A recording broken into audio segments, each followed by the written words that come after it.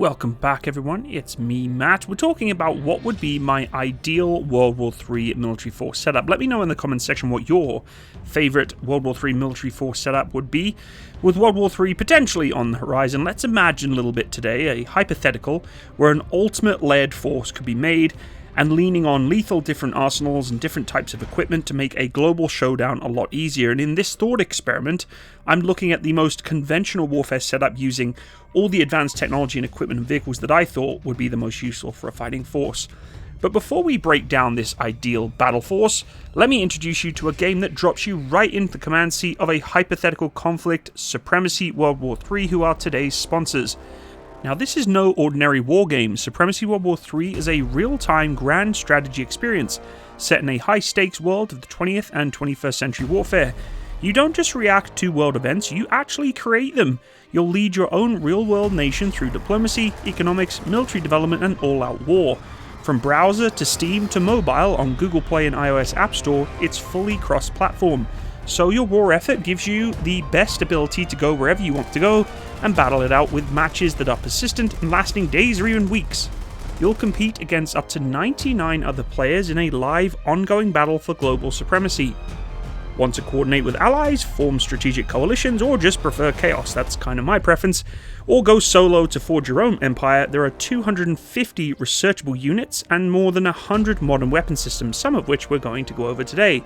From stealth jets and ballistic subs to heavy tanks and naval carriers, you'll build and customize a military force tailored to your strategy. Whether you're a tactical genius or a diplomatic powerhouse, there's room to dominate in your own way. And here's the kicker, folks, the entire experience is free to play, and you can use my custom link at the top of the description box or scan the QR code on screen and you'll unlock an exclusive elite battle tank, a seasonal unit normally worth $25, completely free just for new players. That's a serious advantage right out of the gate. Whatever your strength, this game rewards patience, strategy, and adaptability. So if you're the type of person who doesn't just want to watch how global conflicts unfold, but actually control it, Supremacy World War III is your go-to game. Go check out the game from my links below or the QR code on screen now, and I will see you on the battlefield. Enjoy! So let's get back to my ideal fighting force. So the guiding principles I've decided to go on today are agility, rapid deployment, and resilience.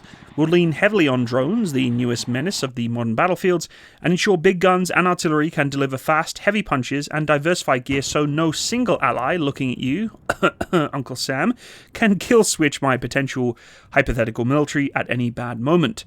So, let's start off with ruling of the skies, a new air force. What would be my ideal air force? Well, kicking off with a one-punch stealth payload setup, the F-35 Lightning II leads the charge as the 5th generation multi-role ninja.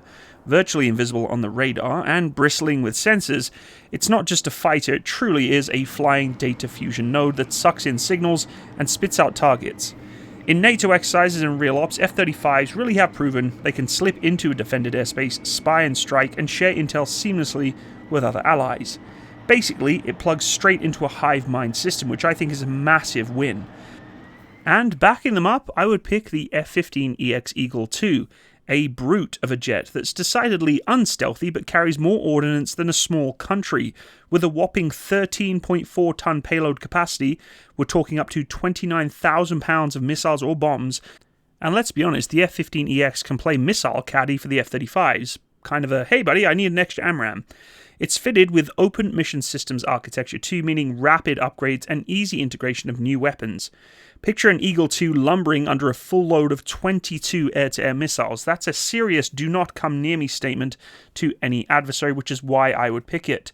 But why stop at crude jets? I'd also look at getting the MQ-28 Ghost Pat, aka the Loyal Wingman Drone. This Aussie-designed UCAV tags along with our fighters as autonomous teammates, extending sensor coverage and even carrying its own weapons. At 38 feet long, the fighter-like range of 2,000 nautical mile endurance, the Ghost Bat can scout ahead or dive into high-risk zones, so my pilots don't have to. It's literally built to multiply the force. One F-35 could potentially manage a pack of Ghost Bats that flank or overwhelm enemy jets or SAM sites.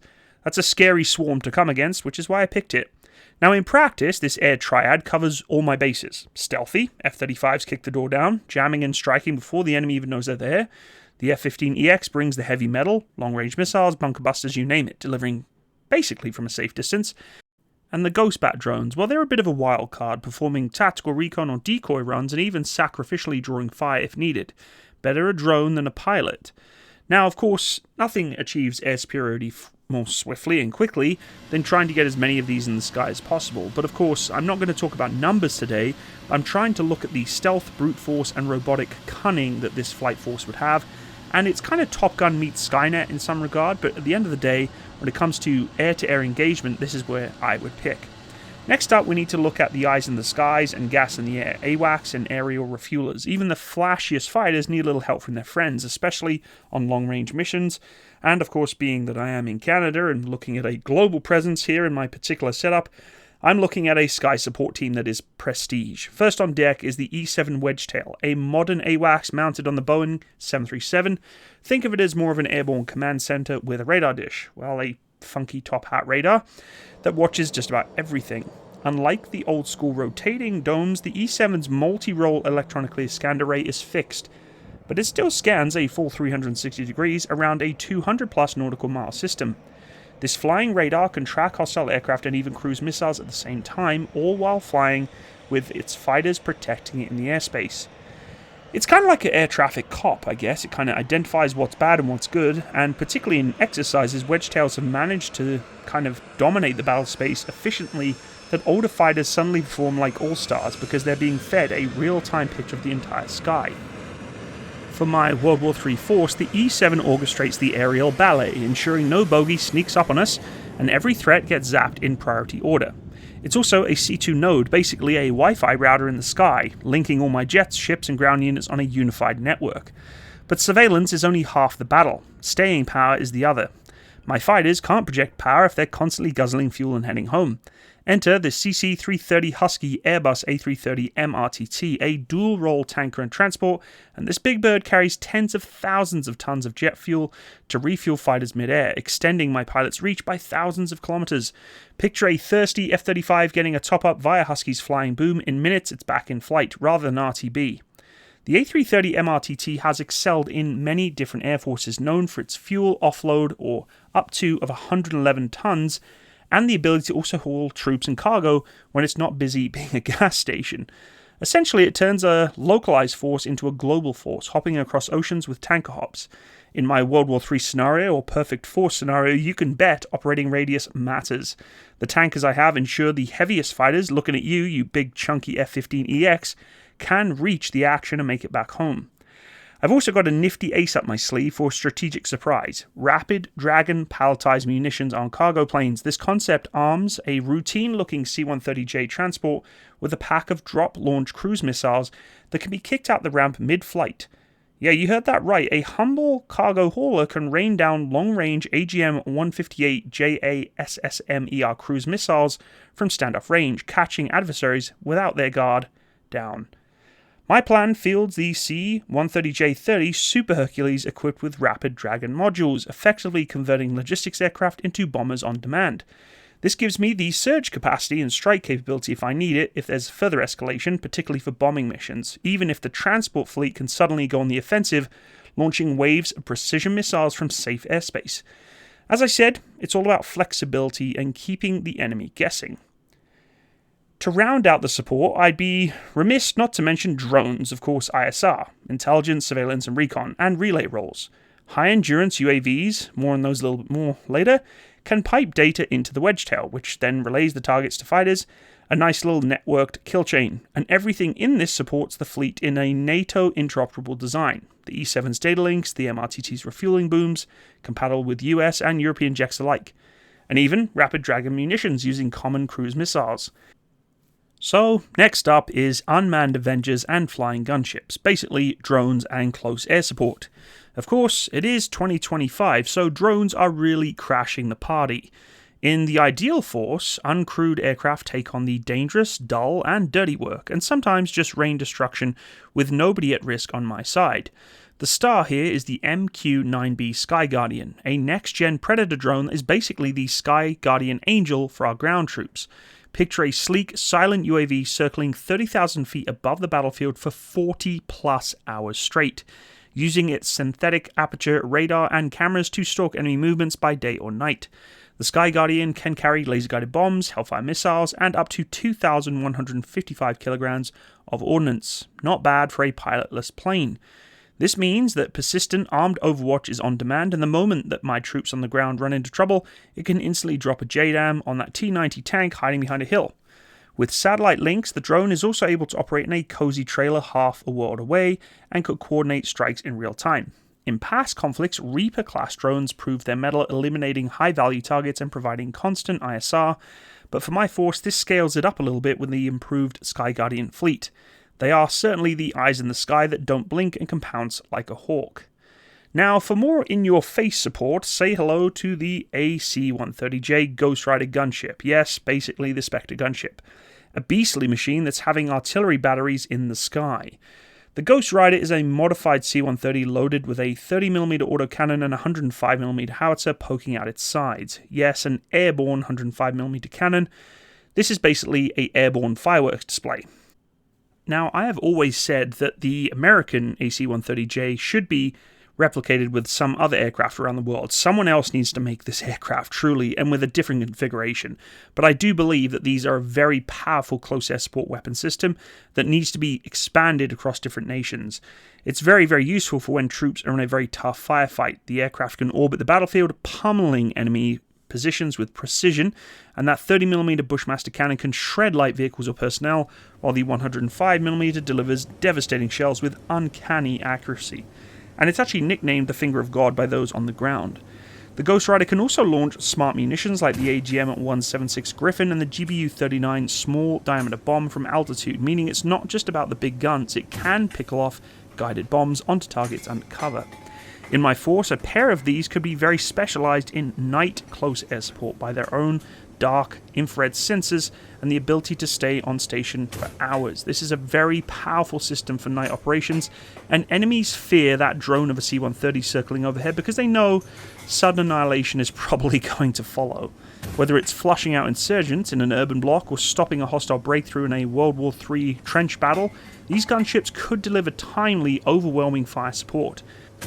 This is kind of my perfect close air support configuration. Together with an unmanned hunter and the airborne dragons following them up, they ensure that no enemy unit can hide, and when they are found, can be engaged from distance. It's not really feasible having aircraft coming in all the time for a low risk run, or what could turn into a high risk run, where the drones can provide that constant recon and then the aircraft behind can engage those targets. For instance, an enemy sand site that could be lit up on its radar, boom, hellfire away. Meanwhile, the AC-130J lurks after dusk, circling like an angel of death, ready to answer direct calls for help with high-caliber potential. It's a potent combo of precision and persistence, and remember, this is all coordinated back through the E-7 Wedgetail and the ground JTACs with up-to-date systems to allow them to link their missions very quickly. NATO interoperability and communication ensure that drones, gunships, and fighters work in harmony. By leveraging unmanned tech and specialized close air support aircraft, this force, in my opinion, maximizes supports to those on the ground. But now let's talk a little bit about layered air defense and missile defenses for this force. If enemy missiles and airstrikes start raining down in this potential battle, I need an umbrella of defenses to keep the troops and cities safe. That's why my ideal force has a layered air and missile defense network that would make Captain America's shield jealous. At the top of this shield is the Patriot PAC-3 MSE, the Army's famed SAM system upgraded to tackle ballistic missiles. The Patriots I would pick would be the fire-to-hit-kill interceptors that can smack incoming tactical missiles out of the sky at altitudes of up to 36 kilometers. With 2 pulse boosters, the PAC-3 MSE can reach speeds of over the Mach 4 and ranges of up to 120 kilometers, perfect for blasting enemy Scuds or Iskanders in their terminal dive. Patriot units have proven their worth, most recently in Ukraine and, of course, in the recent missile attacks from Iran. They've shot down many of these fighter jets and hypersonic missiles that have come against the United States. In my lineup, Patriot batteries from mid to high level defense guarding key bases and cities would provide very good defensive capabilities as well for aircraft and shorter range ballistic missiles. But for true ballistic missile shield coverage, and think really long range threats now, I'm going to deploy the THAAD, or Terminal High Altitude Area Defense. I've done videos on these before. THAAD specializes in smacking warheads in space, or the edge of space. It can intercept missiles at 150 kilometers altitude, basically outside the atmosphere, and with ranges around 200 kilometers. That covers most IRBMs, or the exo-atmosphere systems, as proven in tests in an operational shootdown in the Middle East. Now, if World War III sees a nutjob firing nukes, which we're not getting in today, THAAD provides the upper tier umbrella, taking out some of the bigger stuff before it ever even rains down. Next layer down, the Aegis Ashore. This is basically the Naval Aegis SM-3 missile combo planted on land, initially deployed in Romania and Poland to bolster NATO's shield. In my ideal setup, I would host Aegis Ashore sites on maybe the Atlantic coast or different coastlines, or partner with ones that are already in Europe. Armed with SM-3 interceptors, it can swat intermediate-range ballistic missiles in mid-course flight. Think intercept speeds over 3 kilometers a second and engagement ranges of up to 500 kilometers or more. This provides a broader shield for Allied territory, a critical strategic piece in World War III if it involves rogue missiles flying around. Aegis Ashore's Spy-16 radar and command system would link into my network so that if a threat was detected by, say, our Wedgetail or the Patriot radar, it could be engaged by the best placed shooter, be it THAAD, Patriot, or Aegis. This is in essence NATO's Integrated Air Defense and Missile Defense Systems, known as IMAD. Sensors and shooters all talking on Link 16 and beyond, ensuring nothing sneaks through. For medium range and lower tier, we field NASAMS-3, National Advanced Surface Air Missile Systems. This flexible SAM system, co-developed by Norway and the US, uses the same AMRAAM missiles used for the fighters to shoot other aircraft down, but fired from the ground. NASAMS has already defended Washington, D.C. for years and notably proved itself in Ukraine, intercepting cruise missiles and drones. The latest NASAMS-3 can launch AMRAAM-ER missiles out to 40 kilometers. The standard AMRAAM is around about 25 kilometers and hits targets up to 15 kilometers in altitude. These units are highly mobile and networked. Remember what I said at the beginning. I want that agility, and these are perfect for covering maneuvering forces against enemy aircraft, cruise missiles, or those pesky kamikaze drones. In my defense web, NASAM fills the gap between point defense and big strategic SAMs, providing medium-range coverage for bases and brigades on the move. Finally, the innermost layer, Iron Dome, branded Sky Hunter when the US components are being used for short-range point defense. This Israeli-designed system is legendary for knocking out inbound rockets with uncanny success, over 90% interception rate against short-range missiles, artillery shells, and the like. Iron Dome batteries in my force would shield critical sites and population centers from saturating volleys, whether it's insurgents' Grad rockets or enemy MLRS salvos. Each battery can engage multiple targets simultaneously within 4 to 70 kilometer ranges. In a World War III context, Iron Dome handles the last mile defense, catching anything that leaks past the bigger SAMs or deals with mortar or rocket threats in a contested zone. Plus, they've now tested it against UAVs, and its versatility is the name of the game. The strategic logic here, there's no single system is foolproof, but a layered together system as usual that we see for enemy air threats. An inbound ballistic missile might first encounter SM-3 or THAAD in space. If it evades, Patriot's waiting as is. A squadron of hostile fighters or bombers would face long-range AIM-120s from the jets and ESMM SM-2s from our fleet. Then Patriot and NASAMS could approach our defended zones and finally close in with guns and missiles. Cruise missiles, slaloming along at low altitudes, could also be spotted by the Wedgetail or the F-35 sensors, queued to NASAMS and Iron Dome, while C-rams, I would also pick, would be the last resort. Autocannons and potentially even lasers, and the strikers, which have those, which I'll talk about later. Essentially, though, it does create a very protective bubble, although a very expensive one, but it would work.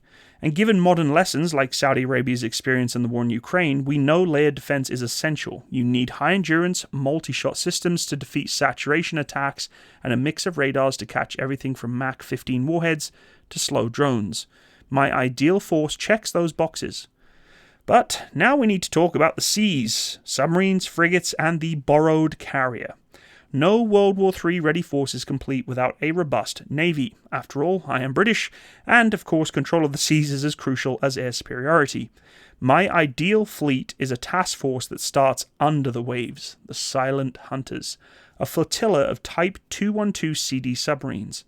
These German-designed diesel-electric subs are co-developed with Norway and are ultra-quiet, thanks to the air-independent propulsion that lets them stay submerged for weeks without surfacing.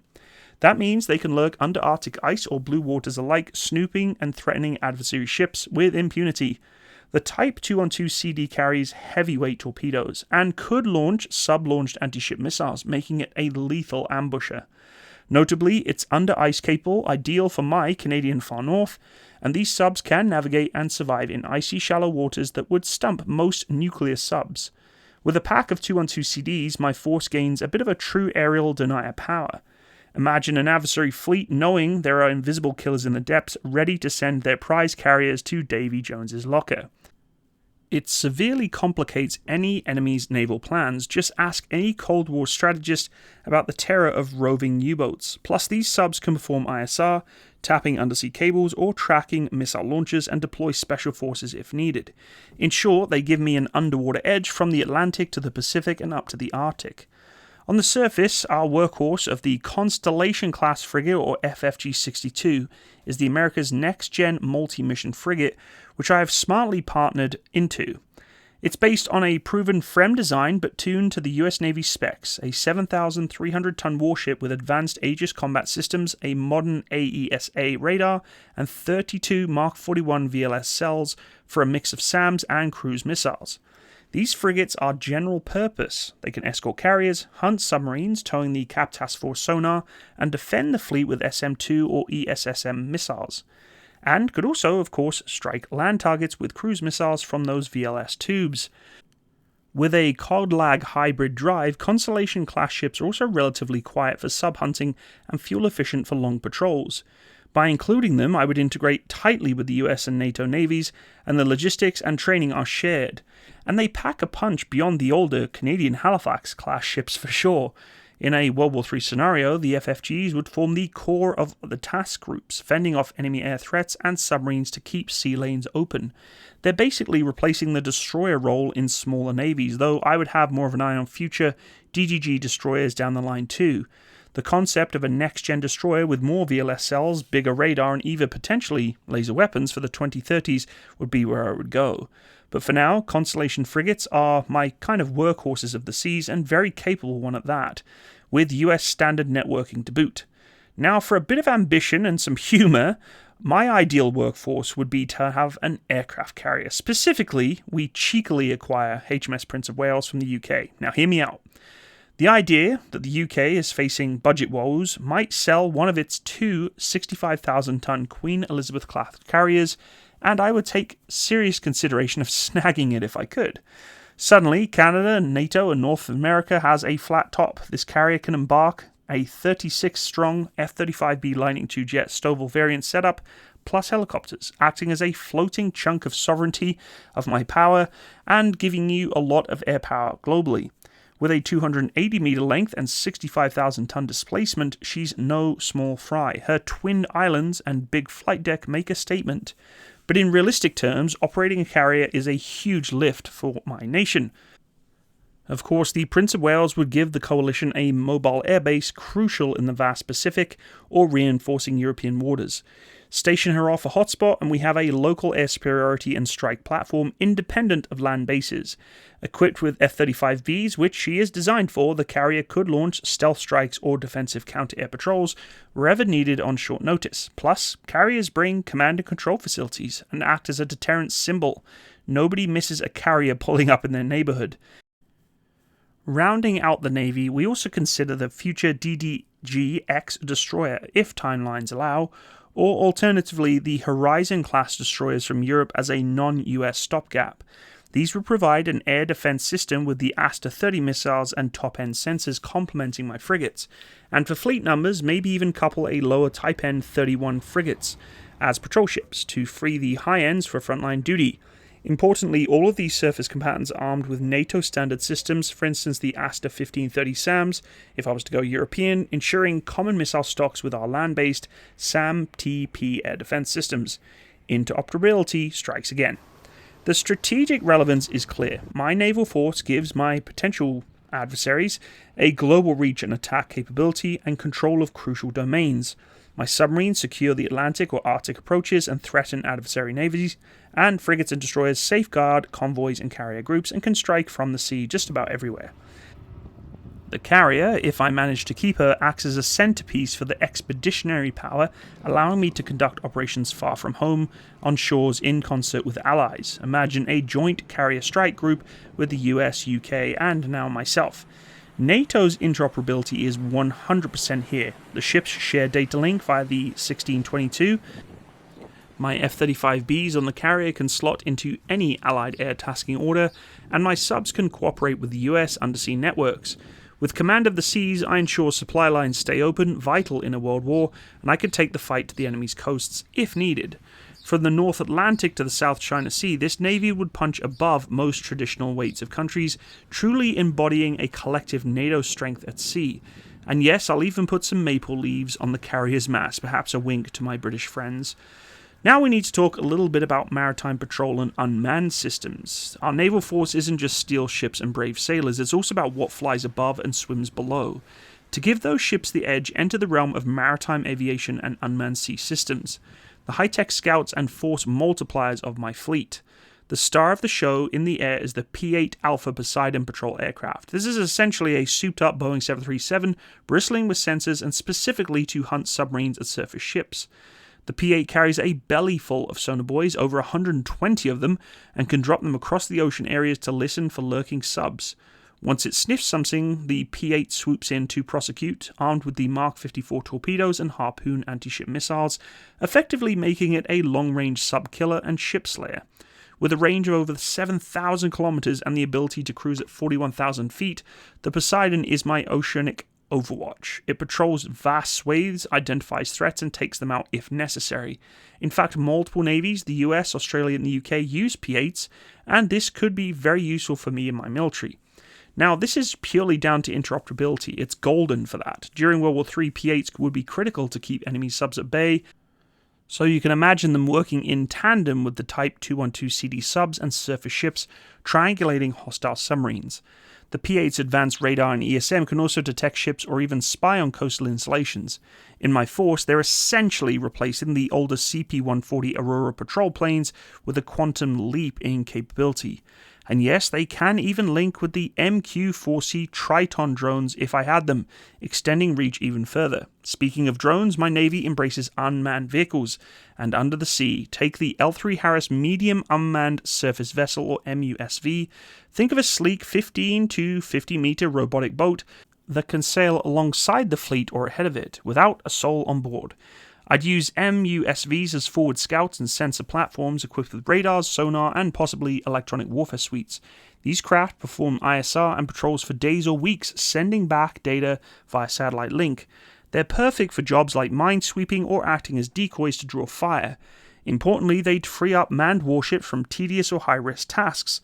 In a Pacific scenario, you could deploy a few MUSVs to screen a strait for enemy ships or to act as pickets that detect incoming threats like low-flying missiles, and cue the rest of the force. The US Navy is already testing prototypes by including them, and I'm signaling in my World War III force as a 21st century through-and-through setup. Diving beneath the waves, we also have the Manta Ray UUV. This is a DARPA-inspired project for large unmanned undersea vehicles. These are basically robotic mini-subs designed for long-duration missions without needing a tender ship.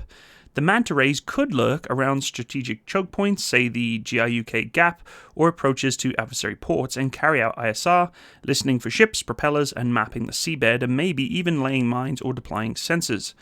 What's groundbreaking is their endurance. The program aims for months of operation using clever energy harvesting and autonomy. In an ideal force, which mine I'm trying to aim for, a squadron of Manta Ray UUVs extends the reach underwater where crude subs couldn't always be. They can be an undersea spy in some regard, delivering surprise attacks also if weaponized, kind of like a drone, and again they reduce risk to personnel. Imagine one sneaking into an enemy harbour, reporting the position of the fleet, maybe even planting a device on the hull, without risking a single sailor. Let's not forget about shipboard helicopters though, the humble but nimble critical MH-60R Seahawk. Every frigate or destroyer in my fleet carries two or one of these multi-role helos. The MH-60R is the sub-hunting sidekick. It can dip its AQS-30 NEF sonar into the depths to ping for subs and drop Mark 54 torpedoes when it finds one. It also carries 6-shot sonar launchers to buoy an area and can mount lightweight anti-ship missiles like the Hellfire or the Penguin.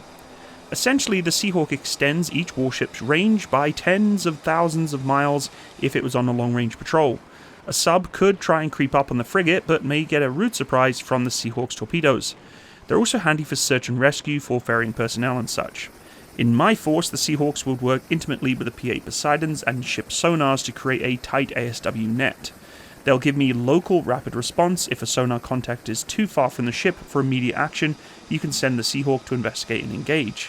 Finally, on the carrier, remember the Prince of Wales we nabbed, will operate the wing of F-35Bs and a fleet of drones. The F-35B is the jump jet variant of the Lightning II and brings 5th gen stealth to our floating air bases. These would carry the latest weapons, AMRAAMs, JDAMs, etc., and both perform air defense for the fleet and strike missions on the carrier's deck. Meanwhile, I'd also launch the Scan Eagle 3 UAVs from our ships. These are small catapult-launched drones with an improved payload, EO/IR sensors, maybe electronic warfare kits that give the ship its own eye in the sky. These can be used for dozens of hours. But now let's get into the juicy stuff, ground capability. When it comes to a ground war in World War III, you need a hard-hitting, fast-moving armoured force. And my ideal force delivers with a balanced mix of main battle tanks, infantry fighting vehicles, and mobile firepower. At the tip of the spear, I have chosen the Leopard 2A7. Yes, I know many of you are very surprised by my pick of that instead of Challenger 3, but this 70-ton armoured beast, giving the 120mm L55 smoothbore, is able to punch through 700mm of armour, and with upgraded modular armour and active protection, it shrugs off older anti-tank missiles. Its advanced thermal sights, hunt-killer optics, and digital battle management system give it a crucial first-to-see, first-to-shoot advantage. The Leopard leads my mechanized force, ideal for everything from open plains to urban combat. Backing them up is this CV-90 Mark IV tracked IFV, alongside the Patria AMV XP wheeled IFV. The CV-90 sports a 35mm autocannon with airburst rounds, advanced sensors, and a 1,000 horsepower engine, making it nimble yet tough. It can roll through with the tanks and roll through the rough terrain and protect troops with small arms fire and potentially from artillery shell fragments. The Patria AMV XP, meanwhile, provides the modular armor, amphibious capability, and 8x8 wheeled speed, perfect for rapid deployment across mixed terrain. I would arm it with 30 to 40mm turrets and anti-tank guided missiles, creating a flexible punch. Together, these IFVs carrying the support infantry could provide close-range fighting and the eyes on the ground. With integrated comms and digital networks, the IFVs and the tanks coordinate to engage enemy armor, troops or vehicles with a tailored force that is flexible and easy to deploy. I've even adapted them to the terrain. Tracked IFVs like the CV-90 go where wheeled vehicles can't, and vice versa. It's truly a combined arms team. For additional armoured firepower that's flexible and agile, I would include the Centauro 2 as a wheeled platform as a tank destroyer with the 120mm gun, and also the CV-90-120 with its own 120mm gun, protecting the flanks and the vulnerable areas of the majority of the armoured battle group.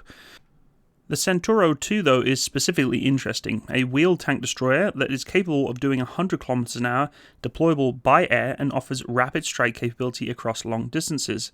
To kill tanks from standoff ranges beyond the normal main guns, I would also deploy the Okata Brzoza, which is a Polish missile platform mounting Brimstone missiles, somewhat of a concept system which hopefully will come to fruition one day. Brimstones strike autonomously with a top attack profile at over 12 kilometers. These systems are perfect for ambushes or choke point defenses. And we're not ignoring air threats. The brigades include the mobile air defense like the Striker M Shorad, armed with autocannons, Stingers, Hellfires, potentially future lasers incoming, and alongside it the Urkalong Skyranger 35 on a Boxer chassis which fires the deadly 35mm airburst shells to bring down drones and loitering munitions. Infantry units can carry shoulder-launched missiles for last-ditch defense, creating a moving anti-air shield. This force isn't just strong though, it's interoperable. Our Leopards and CV-90s are used by most NATO members, meaning I can share parts, ammunition and logistics. On the offense, we lead a armored assault. We do have the capability to defend ourselves too, but ideally we don't want to be going into full-out engagement. These are really kind of the flank echelon force that we would support the Americans or the larger NATO force with. On the defense, we anchor the NATO lines. We even include some Arctic-capable vehicles like the BvS-10 Beowulf to dominate the snow and muskeg terrain, essential for defending the north. All in all, this armoured contingent is fast, flexible, and ready for prolonged high-intensity battle. Survivability and mobility and firepower are balanced, and every system plays a role in an interconnected battlefield where coordination and speed wins capability wars of today. Now, let's talk about the king of battle, artillery, rockets and force multipliers. This is such an important attribute for me in this force. No modern military can win World War III without overwhelming firepower, and artillery reigns supreme, and my force is looking to bring the best. The primary gun is the K9A2 Thunder, a 155mm tracked, self-powered howitzer with a 9 to 10 rounds per minute burst of fire. I just recently did a video on this. If you want to go check it out, you should do so. It boasts the true shoot and scoot capability, hurling shells over 40 kilometers and then moving before counter-fire. Paired with the K10 ammo resupply vehicle, our K9 batteries stay active and very lethal. Alongside it, I would deploy the Archer 155mm wheeled system and the RCH 155mm. The Archer is going into the really thick, nasty, muddy environments, and the RCH 155 more deployed along the strategic or tactical elements where it can drive along the road very quickly. The vehicles can fire their shots within 30 seconds of halting and drive off just as fast.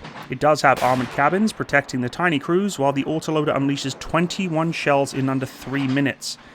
It also has multiple round simultaneous impact, and Archer can drop off multiple shells at once onto that single target, devastating and hard to reach environment. What's really interesting about the RCH 155 is it can actually fire on the move.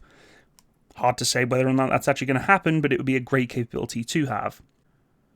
For an even longer reach, I would include HIMARS and the M142 High Mobility Artillery Rocket System. It fires GPS-guided rockets over 80 kilometers, soon to be 150 plus kilometers with ER-GMLRS, or single ATACMS missiles up to 300 kilometers. HIMARS changes the game by striking deep targets like airfields or logistics hubs in the war's opening salvos. With the truck-based mobility and ability to relocate fast, it's survivable as it is lethal. To fill in the gaps and strike at fleeting targets, I would add loitering munitions like Switchblade 600 and Hero 120 drones. These kamikaze systems hover up to 40 minutes before diving onto targets like tanks or command posts.